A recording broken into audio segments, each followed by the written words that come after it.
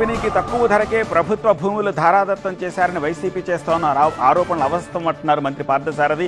రాష్ట్రానికి పెట్టుబడులు రాకూడదని వైసీపీ అవాస్తవాలు ప్రచారం చేస్తోందన్నారు. మంత్రి పార్థసారథి వ్యాఖ్యల పూర్తి సమాచారం టీవీ9 సీనియర్ కరెస్పాండెంట్ నరేష్ అందిస్తారు.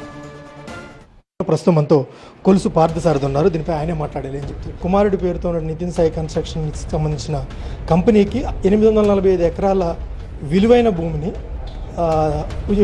చాలా తక్కువకే ధారాదత్తం జరిగిందంటూ కూడా పెద్ద ఎత్తున ఆరోపణలు వస్తున్న నేపథ్యంలో దీని మీద మీరు క్లారిటీ ఇవ్వాలి. వైఎస్ఆర్ కాంగ్రెస్ పార్టీ యొక్క లక్ష్యం ఒక్కటే, ఈ రాష్ట్రం అభివృద్ధి చెందకూడదు, ఈ రాష్ట్రంలో పెట్టుబడులు రాకూడదు, నా పార్టీకి పుట్టగతులు ఉండవనే ఒక ఆలోచనతో ప్రతి పెట్టుబడిని ప్రతి పారిశ్రామికవేత్తని బెదిరించటమో లేకపోతే ఇటువంటి ఇండైరెక్ట్గా భయాందోళన సృష్టించటమో ఆయన లక్ష్యంగా వైసీపీ లక్ష్యంగా పనిచేస్తూ ఉంది. రాష్ట్రంలో ఎక్కడైనా సరే ఈ కంప్రెస్డ్ బయోగ్యాస్ పెట్టిన పారిశ్రామికవేత్తలు ఉంటే దాని చుట్టుపక్కల ప్రభుత్వ భూమి ఉంటే, నిరుపయోగంగా ఉన్న ప్రభుత్వ భూమి ఉంటే దాన్ని 15,000 రూపాయలకి కౌలుకి ఇస్తారు. నాకు అసలు ఇచ్చింది 45 ఎకరాలు మాత్రమే ఫ్యాక్టరీ పెట్టడానికి. దాంట్లోనే పాలసీ రాష్ట్ర వ్యాప్తంగా మొన్న రిలయన్స్ వాళ్ళు పెట్టారు, 500 యూనిట్లు పెడతామని చెప్పేసి గవర్నమెంట్ చేస్తున్నారు.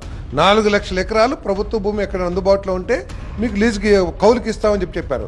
అదేవిధంగా అనేక సిబిజీ ప్లాన్స్ వస్తున్నాయి, ప్రభుత్వం ఎంకరేజ్ చేస్తుంది. 45 ఎకరాలు మేము తీసుకున్నాం,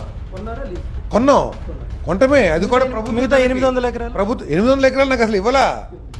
నాకు ఉంటే అని అన్నారు. ఉంటే నేను అప్లై చేసుకుంటే 15,000కి ఇస్తామంటున్నారు. నేను చేసుకుందే 45 ఎకరాలు కావాలని చెప్పేసి. ఎందుకంటే 25 ఎకరాలు కేవలం ఇదొకటి.